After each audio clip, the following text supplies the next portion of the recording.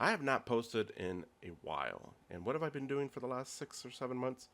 I've been reading. I've probably read about 40 books at this point since then.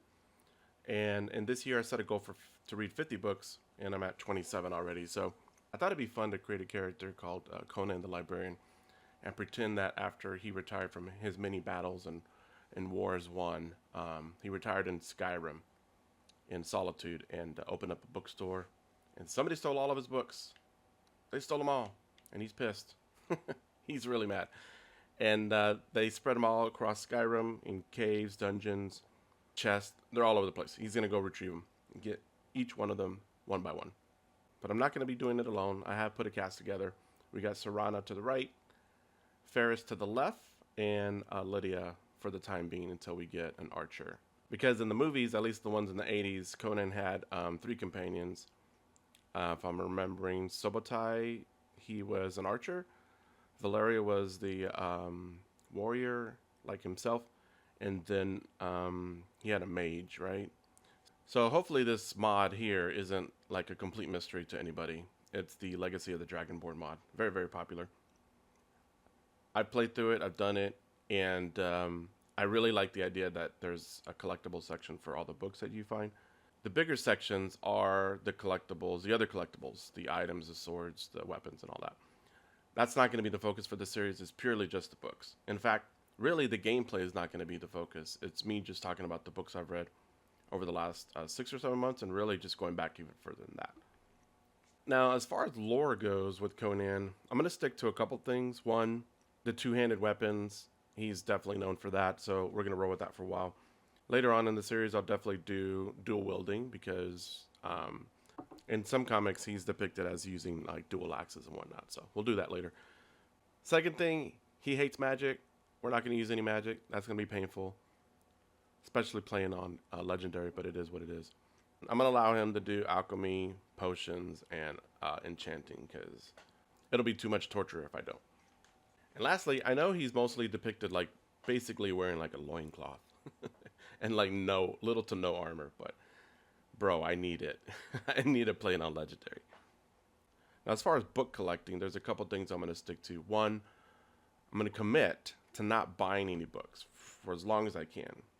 It's going to be super tempting, especially when I spot one that I've been looking for. And I know it's hard to find, and some dude has it. As far as I know, every book in this library is locatable. And if you don't get it from completing a quest, it's available on sheer luck. Hopefully. All right, enough yapping. Let's talk about this first book. So the first book I really want to talk about is a book called A Short Stay in Hell, written by Stephen L. Peck. And man, this book's a lot of fun, especially if you're really into thought-provoking books that lean heavily into like existentialism, philosophical ideas that don't rely too much on some of the dogma that comes with moral and ethical philosophy, but just mentally want to play in a space that's really intriguing and pushes the envelope on what you believe in regards to infinity specifically. So this book was written in 2012, and the author was heavily inspired by another book called The Library of Babel by George Luis Borges. I've never read this book, but I definitely want to go back and read it now to see what he was inspired by, because it heavily lifts, at least from what I read, it heavily lifts from the book, ton of the details and the dimensions and all the math behind it. So even the amount of pages, there's like 410 pages on the book. And it's kind of fun to see one author get inspired by another author to expand on an idea that was already put forth a while back.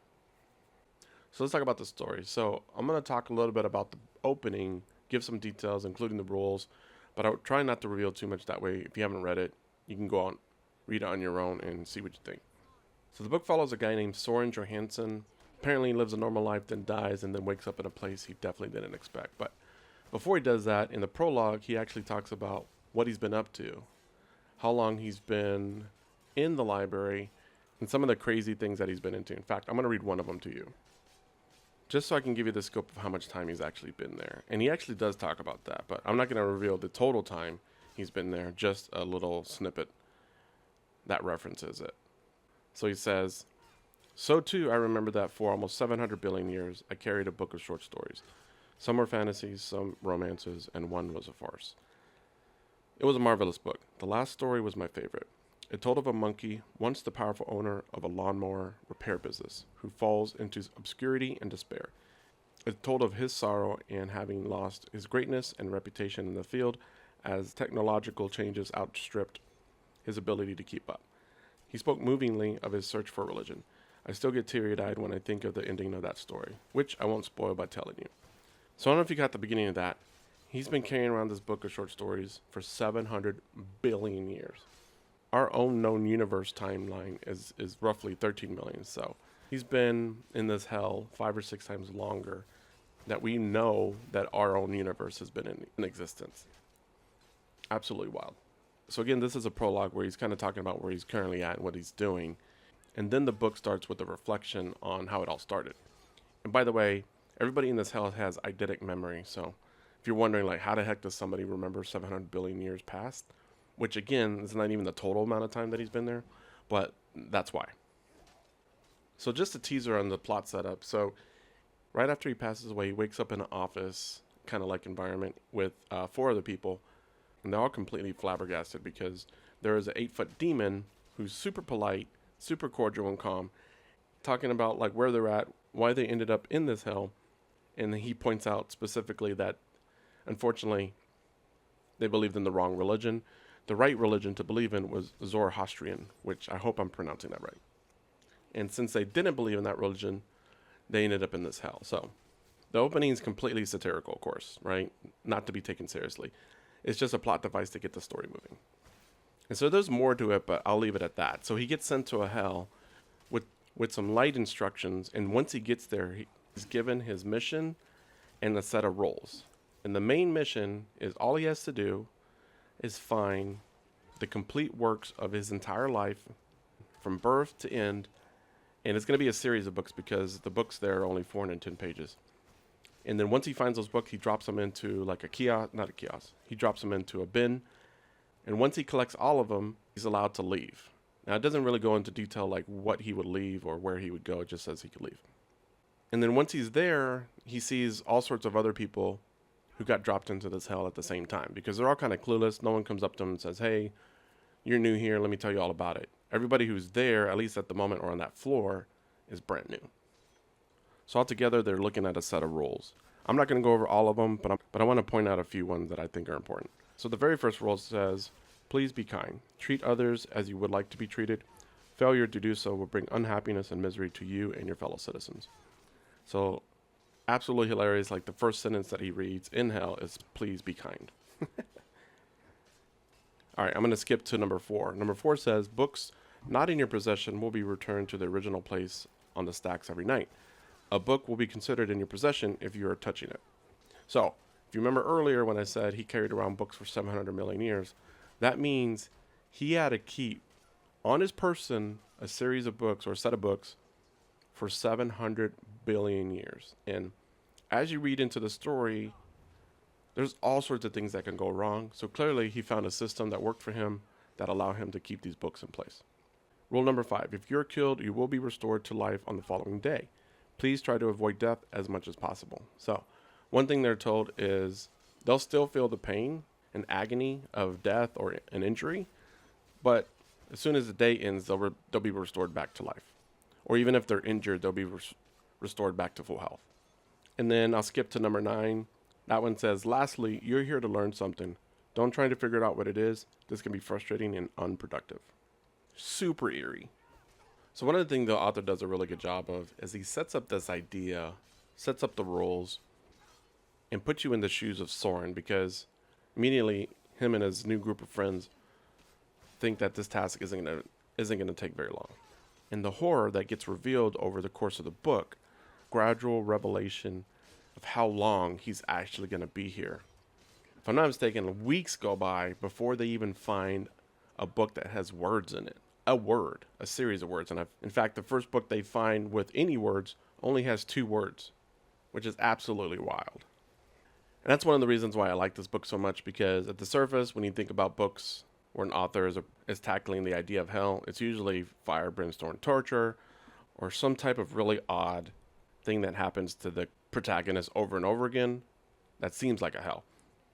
Versus this, he's perfectly fine. In fact, anybody who's there, if you had any illnesses, cancer, if you were old, all of that is nullified, and you are just a young human being looking for your book just like everybody else.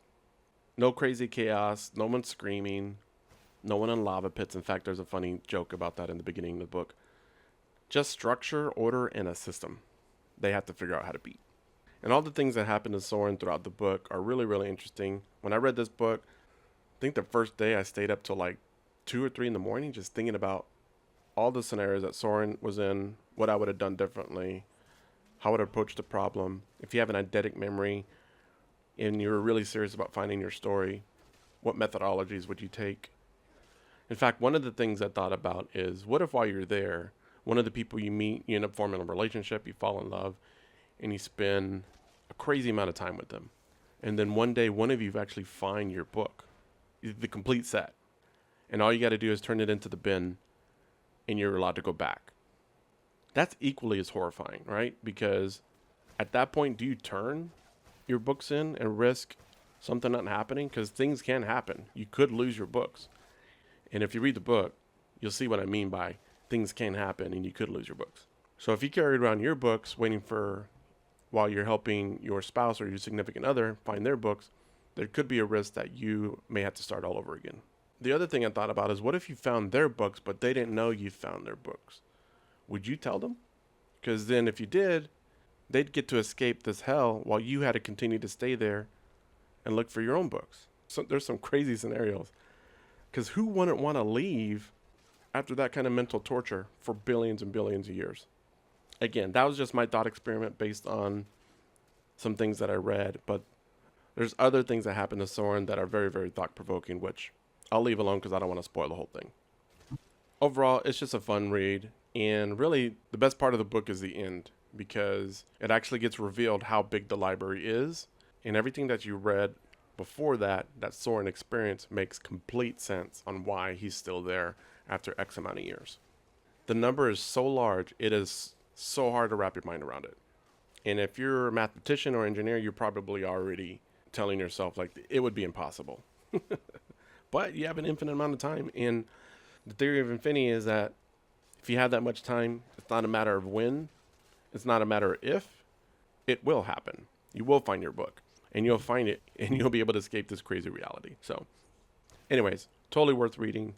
It's a very low commitment, only 104 pages, and a ton of fun. Just don't read it at night like I did. And if you have read this book before, I'd love to hear your thoughts in the comments. Of course, no spoilers. And if you haven't, give it a shot.